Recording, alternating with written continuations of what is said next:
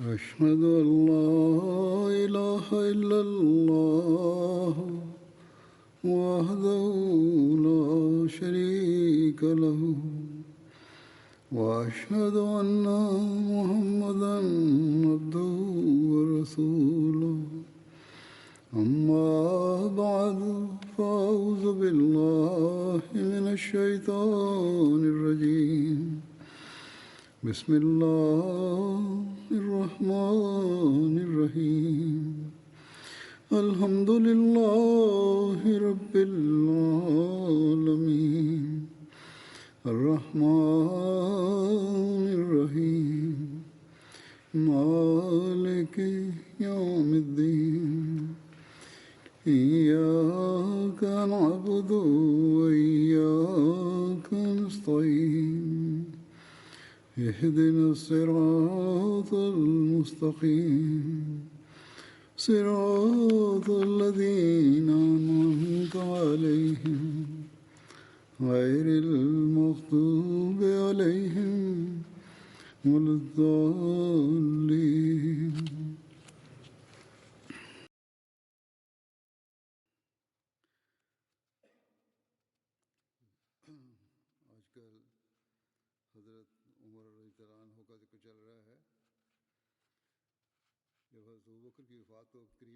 يستمر ذكر عمر رضي الله عنه في هذه الأيام.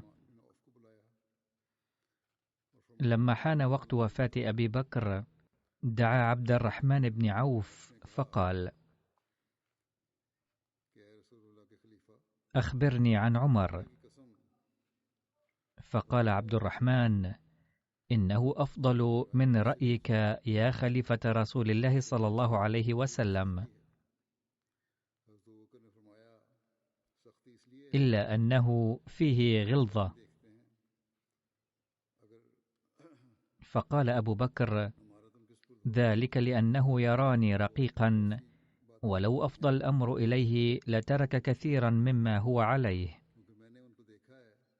وقد رمقته فكنت إذا غضبت على رجل أراني الرضا عنه، وإذا لنت له أراني الشدة عليه.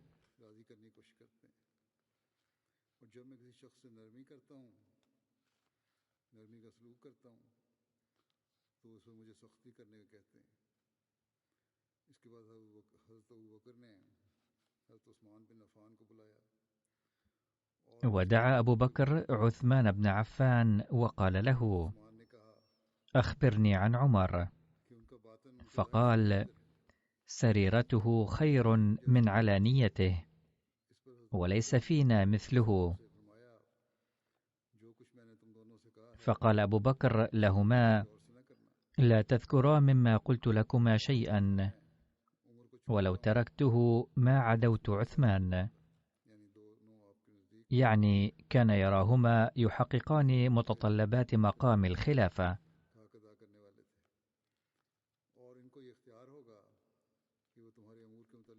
والخيرة له ألا يلي من أموركم شيئا، ولوددت أني كنت من أموركم خلوا، وكنت في من مضى من سلفكم.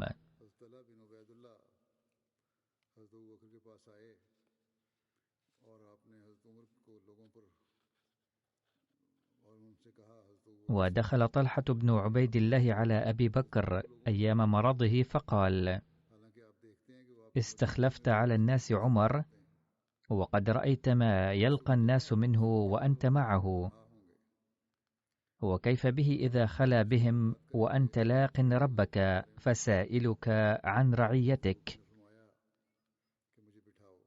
فقال أبو بكر: أجلسوني. فأجلسوه فقال: أبالله تخوفني؟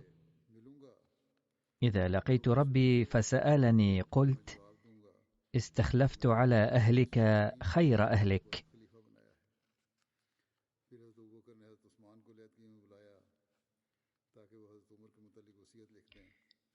ثم إن أبا بكر أحضر عثمان بن عفان خاليا ليكتب عهد عمر، فقال له: اكتب: بسم الله الرحمن الرحيم.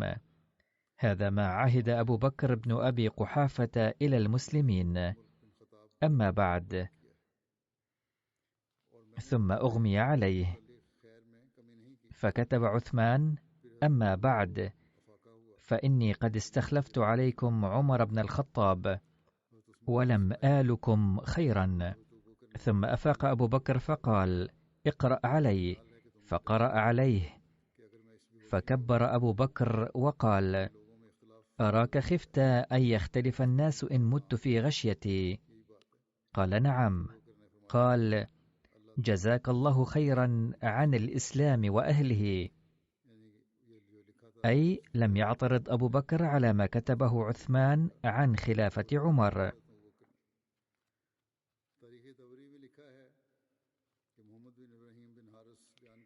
ورد في تاريخ الطبري عن محمد بن إبراهيم بن الحارث قال: دعا أبو بكر عثمان خاليا فقال: اكتب بسم الله الرحمن الرحيم. هذا ما عهد أبو بكر بن أبي قحافة إلى المسلمين. أما بعد. قال: ثم أغمي عليه. ثم كما ذكر سابقا أفاق أبو بكر وتكلم بالكلام نفسه الذي تقدم. ثم أفاق أبو بكر فقال: اقرأ علي. فقرأ عليه، فكبر أبو بكر كما ذكر، ثم قال: جزاك الله خيرا عن الإسلام وأهله على كتابة هذه الجملة. وأقرها أبو بكر رضي الله عنه من هذا الموضع ولم يغير فيها شيئا.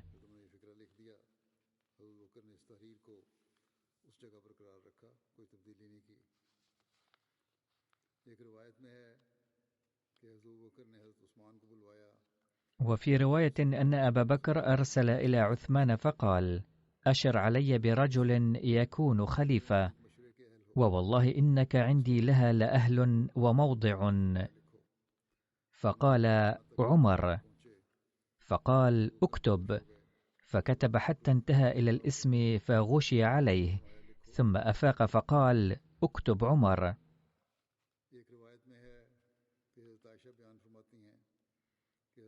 وفي رواية أخرى عن عائشة رضي الله عنها قالت: كان عثمان يكتب وصية أبي بكر فأغمي على أبي بكر، فجعل عثمان يكتب فكتب عمر. فلما أفاق قال: ما كتبت؟ قال: كتبت عمر. قال: كتبت الذي أردت أن آمرك به، ولو كتبت نفسك لكنت لها أهلا.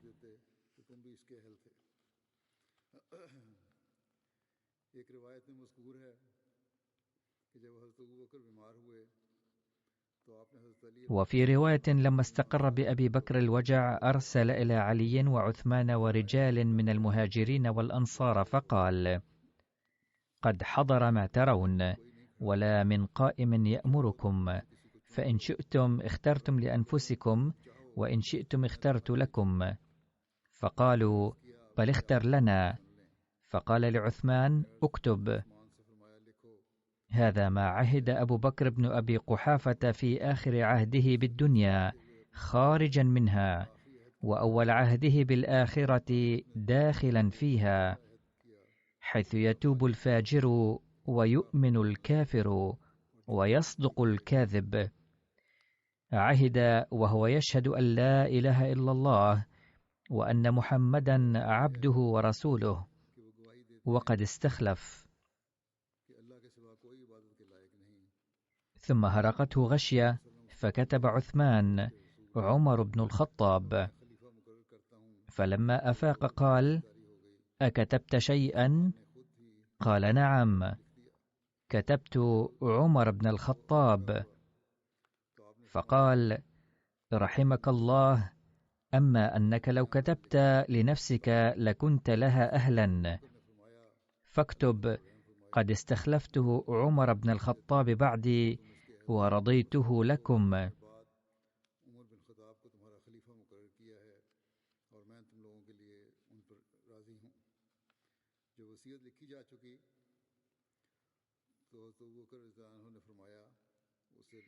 فلما كتب العهد أمر به أبو بكر أن يقرأ على الناس، فجمعهم عثمان وأرسل الكتاب مع مولى له ومعه عمر، فكان عمر يقول للناس: أنصتوا واسمعوا لخليفة رسول الله صلى الله عليه وسلم، فإنه لم يألكم نصحا. فسكن الناس، فلما قرئ عليهم الكتاب سمعوا وأطاعوا. وكان أبو بكر أشرف على الناس وقال: أترضون بمن استخلفت عليكم؟ فإني ما استخلفت عليكم ذا قرابة، وإني قد استخلفت عليكم عمر، فاسمعوا له وأطيعوا. فإني والله ما ألوت من جهد الرأي. فقالوا: سمعنا وأطعنا. ثم أحضر أبو بكر عمر فقال له: إني قد استخلفتك على أصحاب رسول الله صلى الله عليه وسلم، وأوصاه بتقوى الله. ثم قال: يا عمر، إن لله حقا بالليل لا يقبله في النهار، وحقا في النهار لا يقبله بالليل، وإنه لا يقبل نافلة حتى تؤدى الفريضة. ألم تر يا عمر أنما ثقلت موازين من ثقلت موازينه يوم القيامة باتباعهم الحق وثقله عليهم، وحق لميزان لا يوضع فيه غدا إلا حق أن يكون ثقيلا.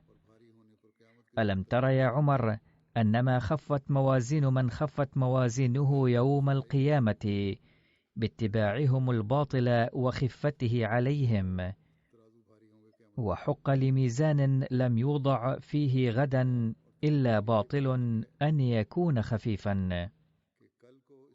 ألم تر يا عمر أنما نزلت آية الرخاء مع آية الشدة، وآية الشدة مع آية الرخاء، ليكون المؤمن راغبا وراهبا، أي يرغب في الحسنات من ناحية، ويرهب من خشية الله من ناحية أخرى، ولا يرغب رغبة يتمنى فيها على الله ما ليس له، ولا يرهب رهبة يلقى فيها بيده. أولم تر يا عمر أنما ذكر الله أهل النار بأسوأ أعمالهم؟ فإذا ذكرتهم قلت: إني لأرجو ألا أكون معهم، وأنه إنما ذكر أهل الجنة بأحسن أعمالهم، لأنه يجاوز لهم ما كان من سيء. فإذا ذكرتهم قلت: أين عملي من أعمالهم؟ أي ينبغي أن تستفتي قلبك.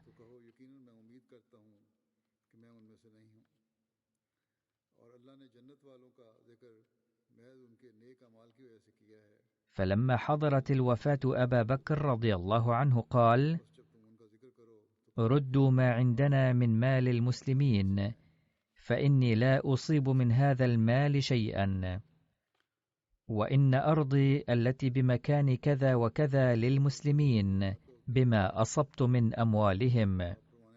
فدفع ذلك إلى عمر، ولقوح وعبد صقيل وقطيفة ما يساوي 5 دراهم. فقال عمر: لقد أتعب من بعده.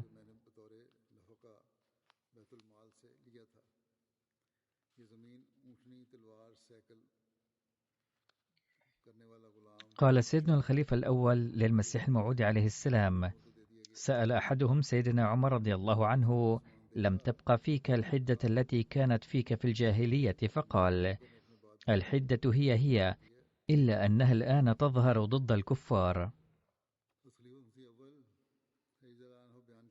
يقول سيدنا المصلح الموعود رضي الله عنه أن الناس قالوا لسيدنا أبي بكر رضي الله عنه: إذا خلفت عمر بعدك فستكون كارثة، لأنه شديد الغضب.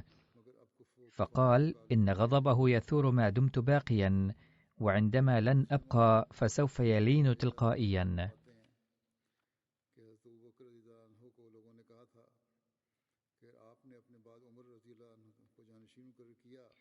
قال سيدنا المسيح الموعود عليه السلام عن سيدنا عمر رضي الله عنه أنه قد ورد عن غضب عمر رضي الله عنه أن شخصا سأله قائلا: كنت في الجاهلية شديد الغضب، فقال له: الغضب نفسه موجود، إلا أنه كان يظهر في الماضي في غير محله، والآن يظهر في محله.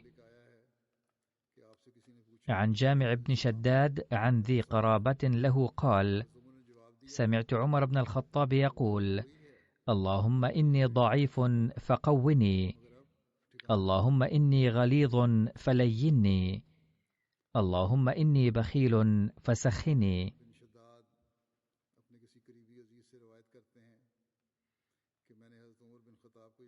عن أول خطاب ألقاه سيدنا عمر بعد أن استخلف وردت روايات مختلفة، ومنها: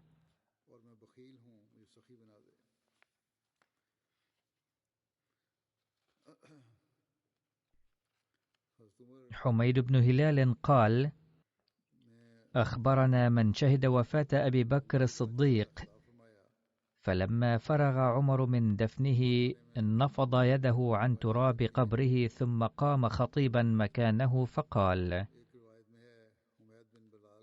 إن الله ابتلاكم بي وابتلاني بكم وأبقاني فيكم بعد صاحبي، فوالله لا يحضرني شيء من أمركم فيليه أحد دوني، ولا يتغيب عني فآلوا فيه عن الجزء والأمانة، أي سوف أعين أناسا يراقبونكم وينظرون في القضايا، ولئن أحسنوا لأحسنن إليهم، ولئن أساءوا لأنكلن بهم.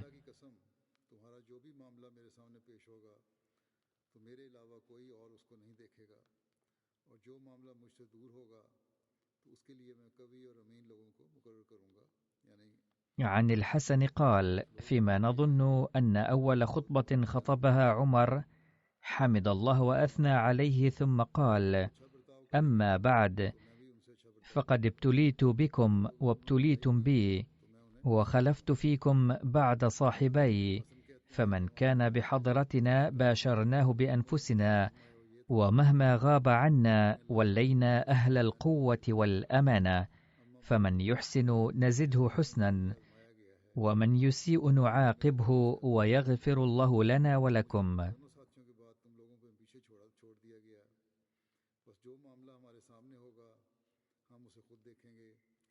عن جامع بن شداد عن أبيه قال: كان أول كلام تكلم به عمر حين صعد المنبر أن قال: اللهم إني شديد فليني، وإني ضعيف فقوني، وإني بخيل فسخني.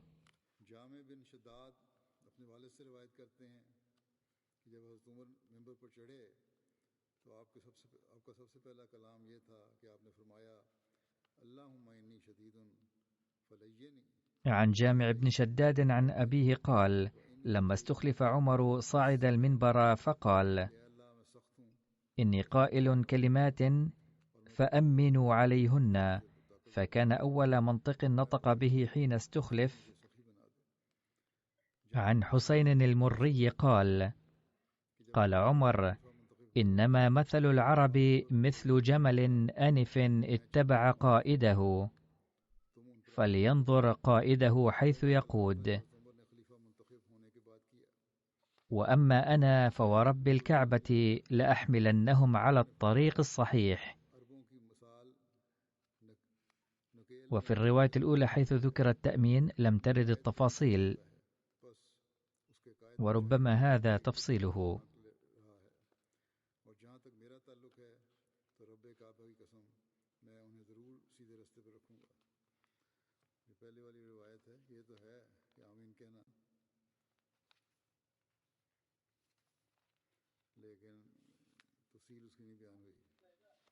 حين بلغ سيدنا عمر رضي الله عنه بعد يومين من استخلافه أن الناس يخافونه، أمر مناديه فنادى: الصلاة جامعة.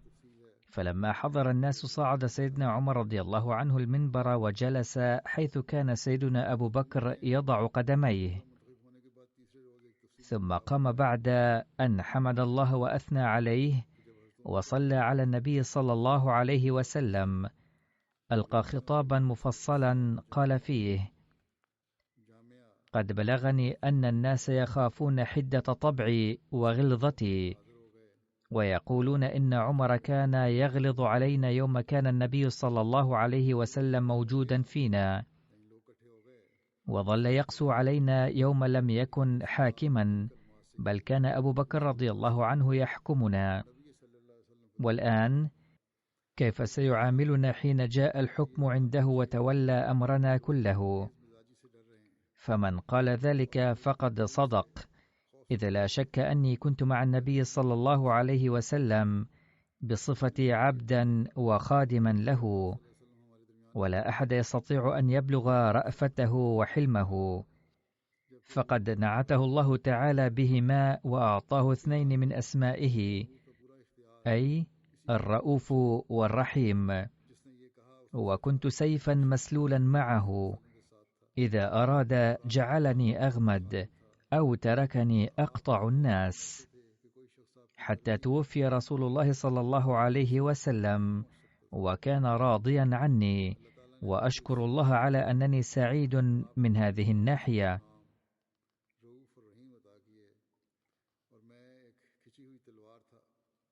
ثم تولى أبو بكر أمر الناس، فكان إنسانا لا ينكر أحدكم رقة قلبه وكرمه وحلمه، وكنت خادمه ومساعده، وكنت أخلط غلظتي مع حلمه، وكنت في يده سيفا مسلولا، إذا أراد جعلني غمدا أو تركني أقطع الناس. فبقيت معه في هذا الحال حتى توفاه الله تعالى، وكان راضيا عني، وأشكر الله على أنني سعيد من هذه الناحية.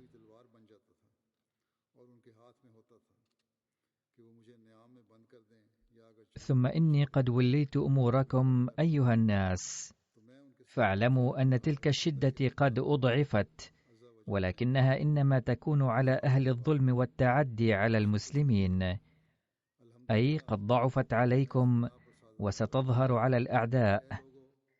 أما الصلحاء والمتدينون وأصحاب الفضل فسأكون أرفأ بهم أكثر من تراحمهم، ولست أدع أحدا يظلم أحدا أو يتعدى عليه حتى أضع خده على الأرض، وأضع قدمي على الخد الآخر حتى يذعن للحق، أي سأشتد عليهم كثيرا. ولكم علي أيها الناس خصال أذكرها لكم فخذوني بها.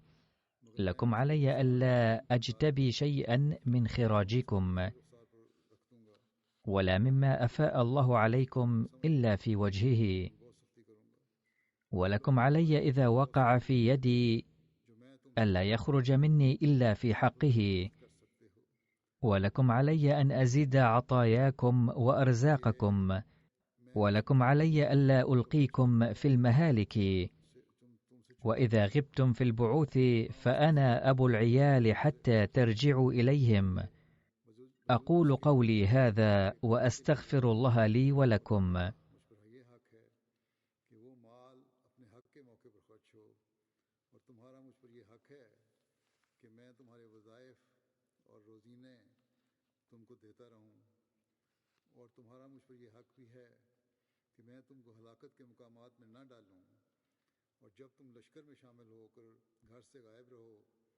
قال المصلح الموعود رضي الله عنه وهو يذكر عهد خلافة عمر رضي الله عنه: إن آية أن تؤدوا الأمانات إلى أهلها كان نصب أعين المسلمين، أي سلموا هذه الأمانة إلى من يستأهل إدارة شؤون الحكومة. ثم كان المسلمون عندما يتسلمون هذه الأمانة كان أمر الشريعة بأداء الأمانة وإقامة العدل في الحكومة مطمح أنظارهم دائما، وكانوا يرون أنهم إذا لم يراعوا العدل والأمانة وخانوا أمانة الحكم فالله محاسبهم حسابا عسيرا، وأنهم ملاقون جزاء جريمتهم. هذا هو الدافع الذي كان له أثر بليغ في نفس عمر رضي الله عنه، حتى لا ترتعد له فرائص الإنسان.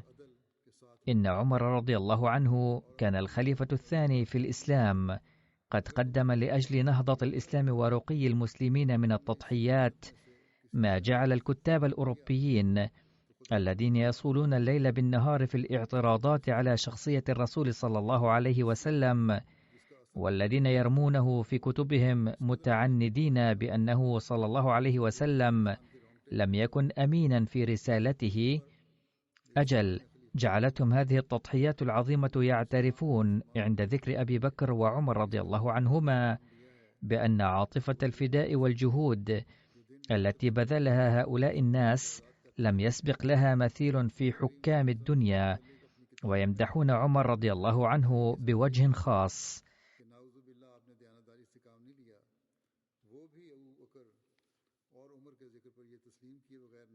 ويقولون هذا هو الشخص الذي استغرق ليلا ونهارا في نشر قوانين الإسلام، وقام بواجب النهوض بالأمة المسلمة حق القيام.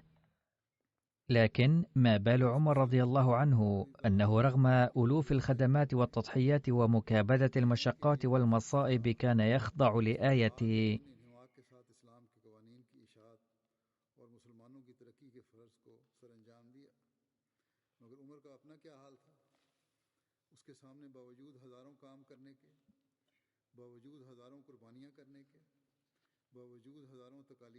إن الله يأمركم أن تؤدوا الأمانات إلى أهلها وإذا حكمتم بين الناس أن تحكموا بالعدل، أي أنكم إذا توليتم أمرا من قبل الله وانتخبتم بنو وطنكم وإخوانكم للحكومة فعليكم بالعدل وابذلوا جميع مواهبكم لخير الإنسانية وصالحها. وما أشد إيلاما ذلك الحادث الذي حصل عند وفاة عمر رضي الله عنه، إذ اعتدى عليه رجل طائش جاهل بالخنجر، ولما استيقن بموته كان يضطرب عندئذ أشد الاضطراب ويردد: اللهم لا علي ولا لي، اللهم لا علي ولا لي. أي يا رب، كنت وليتني أمر هذه الأمة وسلمت إلي هذه الأمانة، فلا أدري أأديت حقها أم لا، والآن حان أجلي وقرب فراقي للدنيا إليك. رب لا أطلب منك أحسن مما عملت ولا أتمنى أي جائزة، بل اللهم إنما أطلب أن ترحمني وتغفر لي، وإن كنت مقصرا في أداء واجبي فاصفح عني.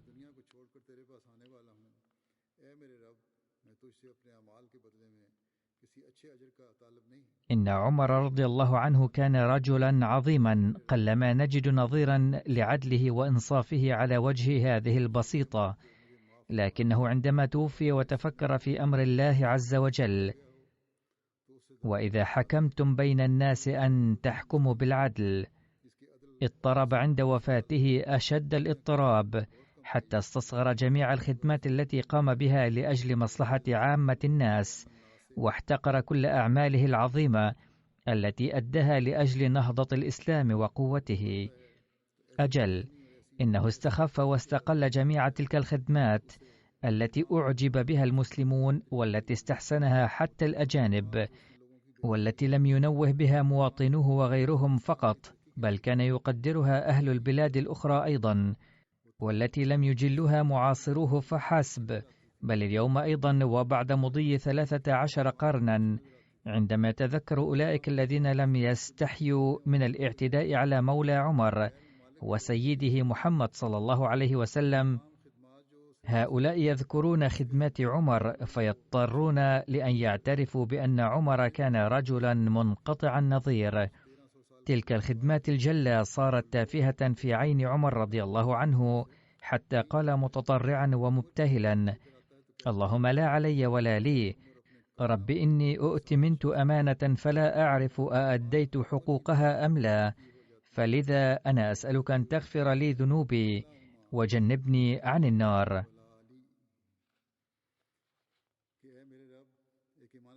ثم قال المصلح الموعود رضي الله عنه في خطابه بعنوان محسن العالم صلى الله عليه وسلم: كان عمر رضي الله عنه ذلك الرجل الذي يكتب عنه المؤرخون المسيحيون أنه لم يحكم أحد في العالم مثله. إنهم يسيئون إلى النبي الكريم صلى الله عليه وسلم، غير أنهم يثنون على عمر رضي الله عنه. مثل هذا الشخص الذي ظل في صحبة النبي صلى الله عليه وسلم دوما يتمنى عند موته بكل حسرة أن يجد مكانا عند قدمي النبي صلى الله عليه وسلم. فلو ظهر من أفعال النبي صلى الله عليه وسلم أنه لم يقم بها ابتغاء مرضات الله تعالى، لما تمنى شخص مثل عمر رضي الله عنه بعد بلوغه تلك الدرجة السامية أن يجد مكانا عند قدمي النبي صلى الله عليه وسلم.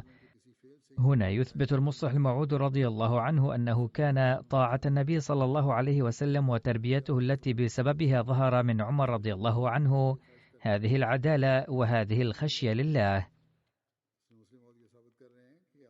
قال المصلح الموعود رضي الله عنه عن حب عمر رضي الله عنه لأهل بيت النبي صلى الله عليه وسلم: عاشت السيدة عائشة رضي الله عنها بعد رسول الله صلى الله عليه وسلم إلى فترة طويلة، وحين فتحت إيران في عهد عمر رضي الله عنه جيء منها بالرحى لسحق القمح، وعندما جربت الرحى لأول مرة في المدينة أمر عمر رضي الله عنه أن يهدى أول دقيق مسحوق إلى عائشة رضي الله عنها، فأرسل إليها بأمر منه رضي الله عنه، وخبزت منه خادمتها أرغفة دقيقة.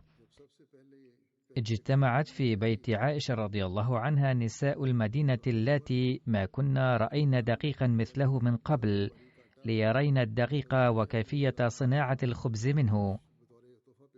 اكتظت باحة الدار بالنساء ليرين الخبز المصنوع من الدقيق. يقول المصلح الموعود رضي الله عنه مخاطبا هؤلاء النساء: لعلكن تفكرن أنه كان دقيقا من نوع غريب، ولكنه لم يكن كذلك، بل كان أدنى مما تأكلنه كل يوم، إلا أنه كان أفضل بكثير من أنواع الدقيق المتوفرة في المدينة آنذاك.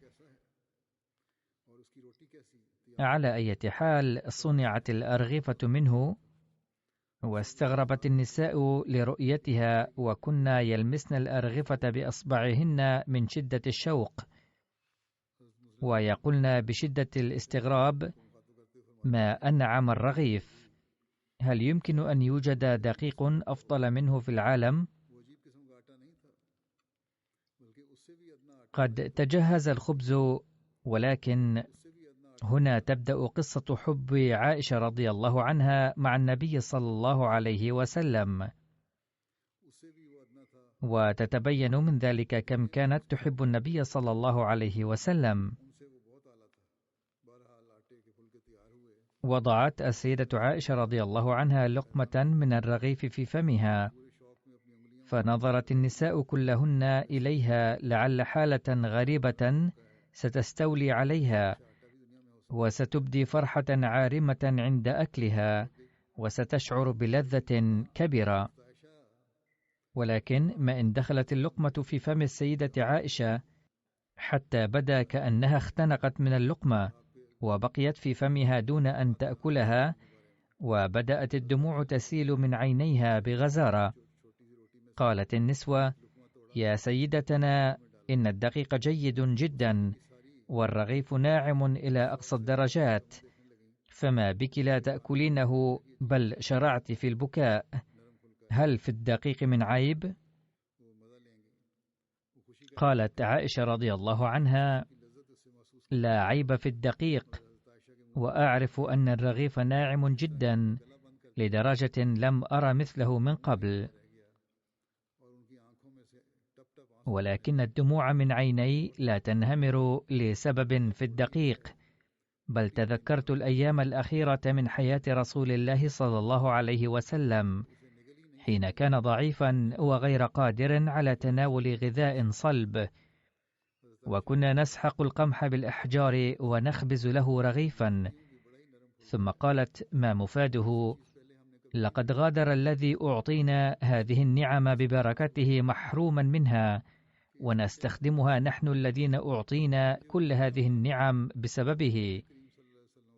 وألقت اللقمة من فمها وقالت ما معناه: أبعدنا الأرغفة عني لأنها تكاد تخنقني بتذكر أيام رسول الله صلى الله عليه وسلم، ولا أقدر على تناولها.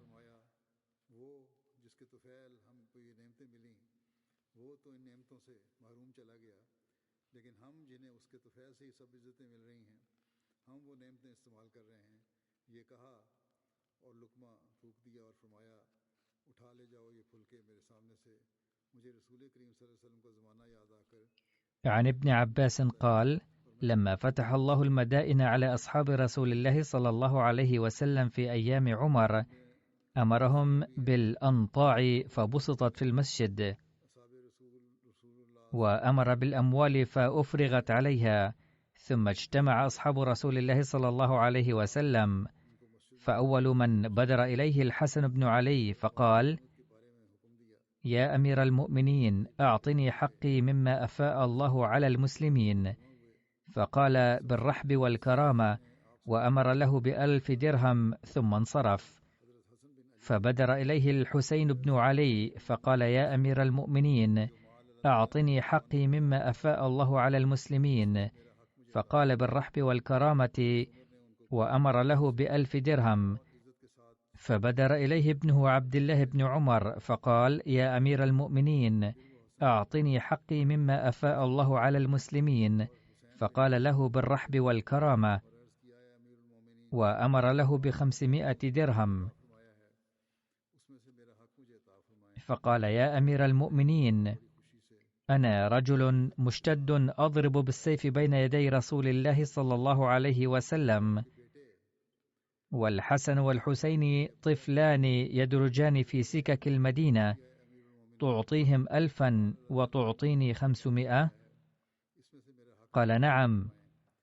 اذهب فأتيني بأب كأبيهما، وأم كأمهما، وجد كجدهما، وجدة كجدتهما، وعم كعمهما، وخال كخالهما، فإنك لا تأتيني به.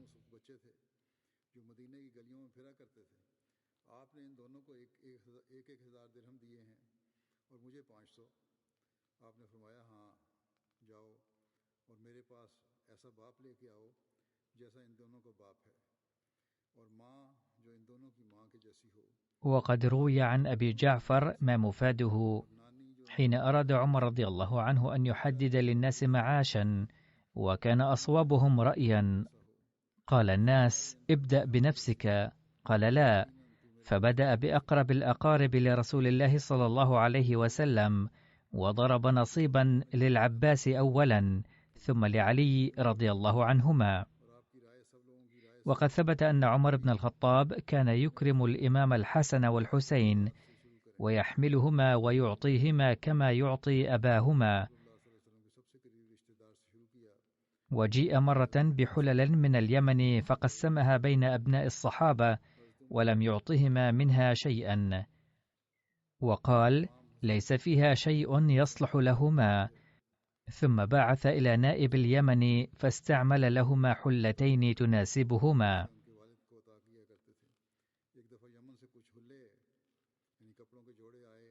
هذا البيان سيستمر في المستقبل أيضا، أما الآن فأريد أن أذكر بعض المرحومين، وسأصلي عليهما صلاة الغائب بعد صلاة الجمعة. الجنازة الأولى هي للمرحومة سهيلة محبوب، زوجة المرحوم فيض أحمد الججراتي، الذي كان من الدراويش في قاديان وناظرا لبيت المال. وقد توفيت المرحومة عن عمر يناهز 90 عاما. إن لله وإنا إليه راجعون. كانت مشتركة في نظام الوصية. كانت تنحدر من عائلة مثقفة من إقليم بيهار بالهند. والدها ما كان أحمديا، ولكن أمها بايعت بعد التحقيق والبحث بنفسها، وعانت كثيرا في 3 أو 4 أعوام من جفاء زوجها، ولكنها ثبتت على الأحمدية. لم يدخل والد المرحومة الأحمدية، ولكنه ترك معارضة الجماعة فيما بعد. تزوج أبناؤه في عائلات أحمدية، كما تزوجت المرحومة أيضا في عائلة أحمدية. في عام 1958 جاءت أمها إلى قاديان للمرة الأولى مع المرحومة سهيلة. تقول السيدة سهيلة محبوب إنها استأنست بقاديان كثيرا ودعت كثيرا للسكن والاستقرار في قاديان. نذرت حياتها لخدمة الدين. كتب إليها حضرة ميرزا بشير أحمد رضي الله عنه الذي كان ناظرا لخدمة الدراويش حينذاك ردا على رسالتها المتعلقة بنذر الحياة: لقد علمت من نذرك لحياتك وإن خطوتك هذه لجديرة بالتقدير الكبير. فبحسب مقتضى نذر الحياة إن واجبك الأول هو أن تتعلمي علوم الدين وتجعلي أعمالك مطابقة للإسلام والأحمدية لتقدمي أفضل نموذج. فقد وقفت حياتها في عام 1964، وفي العام نفسه تزوجت من السيد شودري عبد الله درويش وأنجبت له ابنة، ولكن حدث الانفصال بينهما بعد فترة وجيزة، ثم تزوجت من شودري فيض أحمد الججراتي وأنجبت له ابنا ولكنه مات في صغره. وقد وفقت المرحومة إلى يوم تقاعدها للخدمة إلى 30 سنة تقريبا كمديرة مدرسة نصرة للبنات.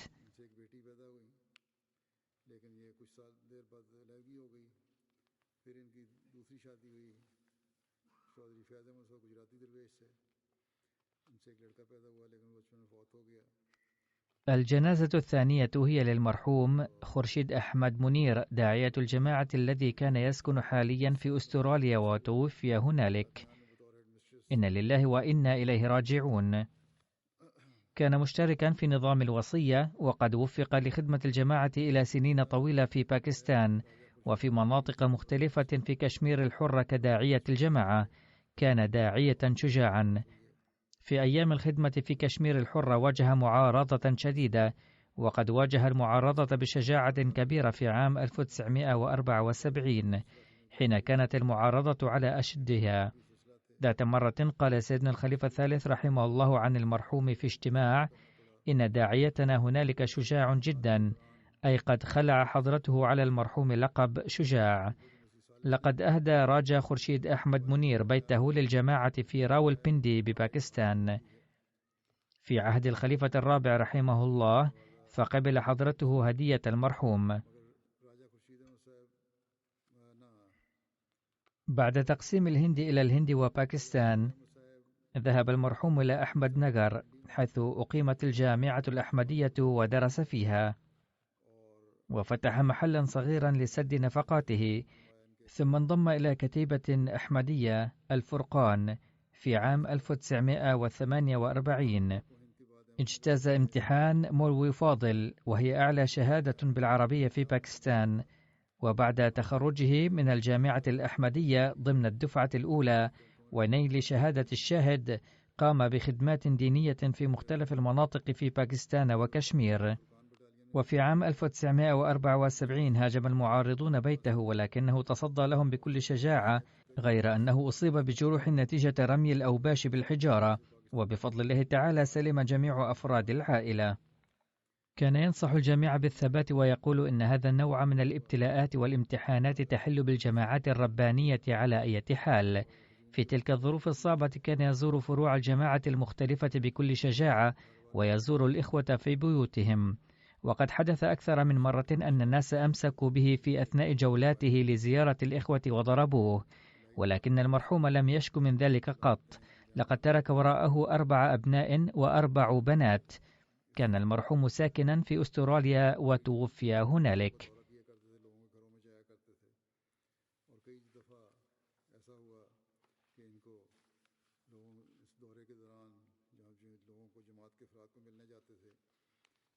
الجنازة التالية هي للمرحوم ضمير أحمد نديم عن عمر يناهز 56 عاما. إن لله وإنا إليه راجعون. كان المرحوم مصابا بالسرطان. دخلت الأحمدية إلى عائلته في عام 1897 حين بايع والد جده حضرة رحيم بخش أحد صحابة المسيح الموعود عليه الصلاة والسلام. عندما سمع والد جده أن الإمام المهدي قد ظهر، ذهب من قريته التي اسمها شيكاربور ماتشيان في محافظة غورداسبور إلى قاديان لحضور الجلسة السنوية، فبايع حينها. ثم إنه رضي الله عنه أخبر أحد أقاربه السيد مهر الدين فبايعه أيضا، ثم صارت قريته كلها تقريبا أحمدية نتيجة دعوته.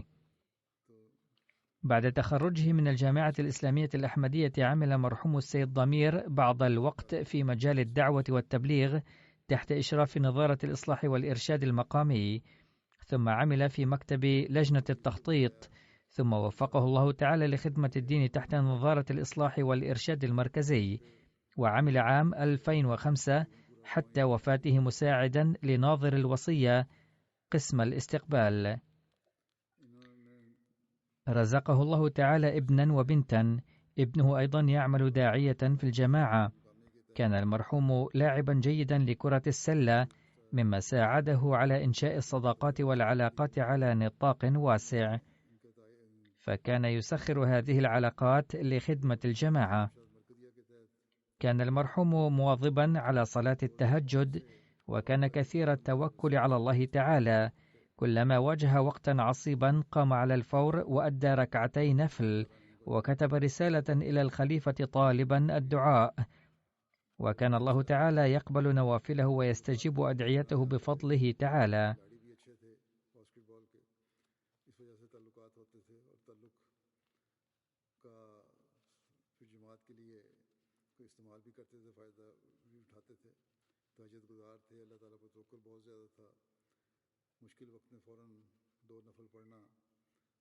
والجنازة التالية هي للسيد عيسى موكي تليما من تنزانيا، حيث توفي قبل بضعة أيام. إنا لله وإنا إليه راجعون. ولد المرحوم في بيت مسيحي، ورغب في الحوار الديني وهو في 19 بتأثير المحيط، ثم شرفه الله تعالى بالإسلام، ثم بعد بضعة سنوات تعرف على العقائد الأحمدية، وبعد تحري الأمر والتحقيق بايع ودخل في الجماعة الإسلامية الأحمدية عام 1992، وحصل فيه بعد البيعة تغيير طيب أحس به كل من حوله إحساسا واضحا، وبرؤية هذا التغيير الطيب فيه بايعت زوجته أيضا.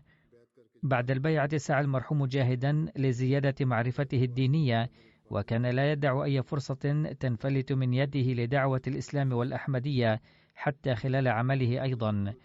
كان المرحوم سباقا في دفع التبرعات دائما، كان يكثر من قوله إن الإنفاق في سبيل الله تعالى مدعاة البركة في التجارة والمال.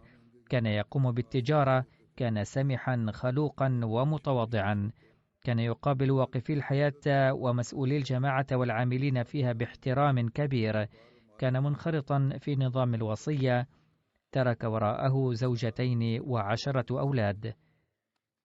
كتب الداعية المسؤول في تنزانيا: أعين المرحوم رئيسا لجماعتنا في منطقة دار السلام، فكان لبساطته الواضحة يحظى بحب الناس بسرعة، كان من كبار الجماعة الخادمين بالصمت، ثم عين نائب أمير لجماعتنا في تنزانيا، فقام بخدمات جليلة في هذا المنصب أيضا. كان سديد الرأي جدا وشديد الحرص على مراعاة عظمة نظام الجماعة، كان يعظ الأحمديين دوما على التسامح والاعتصام بحبل الخلافة الأحمدية بقوة، وكان يسد للعاملين في الجماعة حاجاتهم الشخصية أيضا، ساعيا دائما للتعاون والمساعدة قدر المستطاع. وعندما كان يذهب لعمله في الصباح كان يأخذ معه في سيارته العاملين في الجماعة لكي لا تضيع أوقاتهم بالسفر في الباصات العامة. بنى في داره غرفة لتكون مركزا لأداء الصلوات. ذات مرة وعظ الموصون بدفع تبرع وصيتهم على عقاراتهم، فلم يلبث أن قام بتخمين قيمة عقارين كبيرين له، ودفع ما عليه من تبرع الوصية على عقاراته.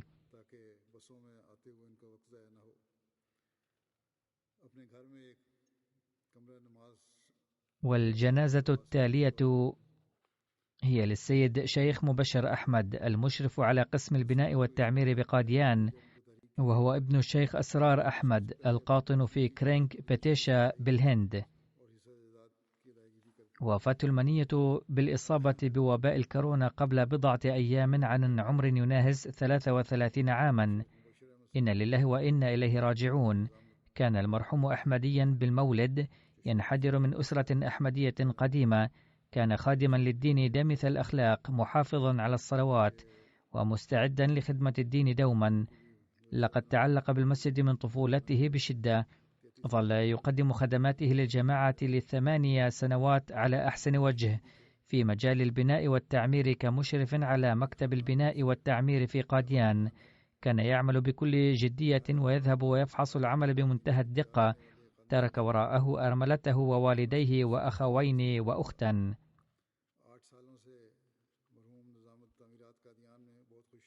والجنازة التالية هي للسيد سيف علي شاهد الذي توفي في سيدني باستراليا. إن لله وإنا إليه راجعون. كان المرحوم منخرطا في نظام الوصية بفضل الله تعالى. كان في عائلته صحابيان للمسيح الموعود عليه السلام، وهما تشودري محمد علي وتشودري غامي خان، وكان الأول جده من أمه والآخر والد جده من أمه. كتب أخوه السيد حيدر علي ظفر الداعية في ألمانيا ونائب أمير الجماعة في هذه الأيام: أكمل أخي الثانوية في عام 1961 وتوظف في مدينة حيدر أباد، فكان ينفق على تعليم أخوين له أنا وأخ آخر، كما كان يخدم الوالدين بكل تفان. كان المرحوم دامث الأخلاق، لين الكلام، متواضعا جدا، مشفقا على الصغار، وكان يقابل الشباب بكل محبة. كان على علاقة حب وطاعة عظيمين لنظام الجماعة والخلافة، وكان يوصي أولاده دائما بحب الخلافة وطاعتها. كان يكن لمسؤولي الجماعة احتراما كبيرا، ولا يطيق سماع شيء ضد أي مسؤول في الجماعة. كان المرحوم كثير الدعاء، يصلي التهجد ويحسن أداء الصلوات الخمس. وفقه الله تعالى في أثناء إقامته في باكستان لخدمة الجماعة بصفته سكرتير المال وسكرتير الوقف الجديد، ثم جعله حضرة الخليفة الرابع رحمه الله رئيس الجماعة بمدينة ميربور خاص، فظل يخدم بهذه الصفة حتى عين هناك أمير.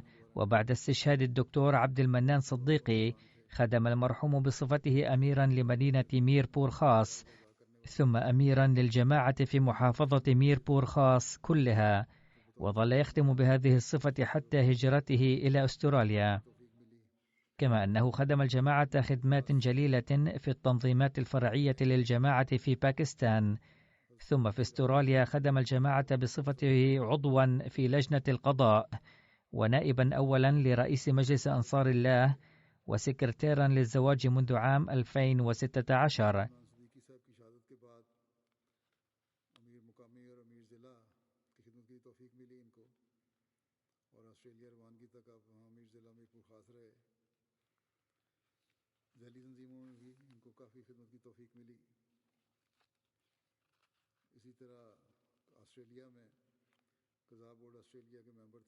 توفي ابنان للمرحوم في حياته، فصبر على هذه الصدمة صبرا جميلا. ترك وراءه أرملته و4 أبناء.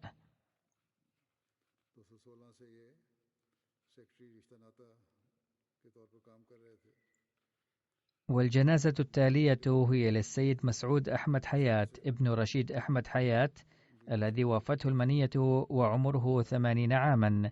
إن لله وإنا إليه راجعون. دخلت الأحمدية في عائلته على يد جده حضرة بابو عمر حياة رضي الله عنه ابن تشودري بير بخش. بايع جده عمر حياة رضي الله عنه وانضم إلى الجماعة في عام 1898، ولا يزال عمره 14 عاما. التحق جده هذا بالجيش بالهند، ثم هاجر إلى كينيا.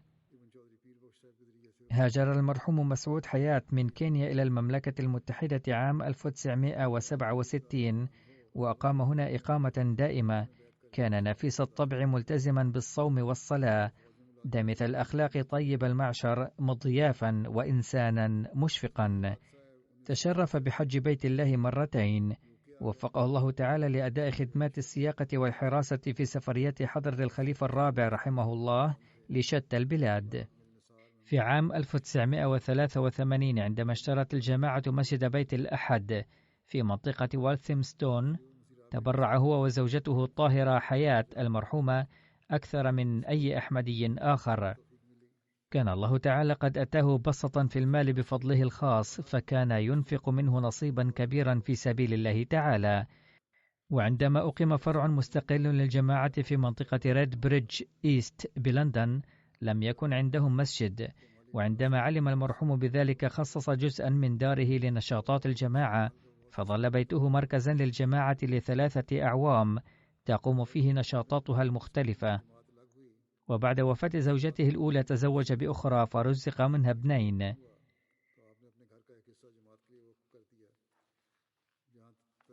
تغمد الله هؤلاء المرحومين جميعا بواسع مغفرته ورحمته، ووفق نسلهم ليظلوا متمسكين بالأحمدية، واستجاب لأدعية هؤلاء الصالحين بحق أجيالهم.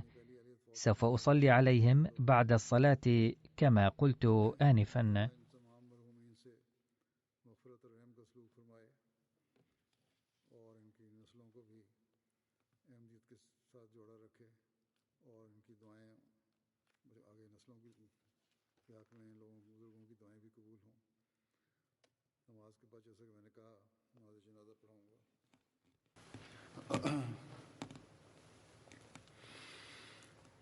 الحمد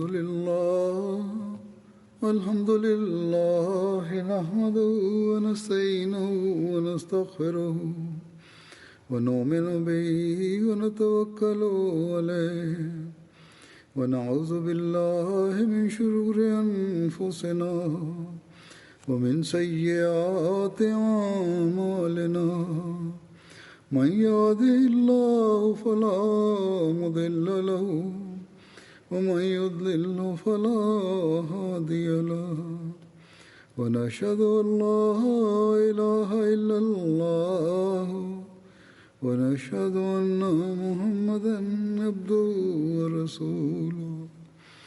عباد الله رحمكم الله، إن الله يأمر بالعدل والإحسان وإيتاء ذي القربى وينهى عن الفحشاء والمنكر والبغي يعظكم لعلكم تذكرون. اذكروا الله يذكركم وادعوه يستجب لكم ولذكر الله أكبر.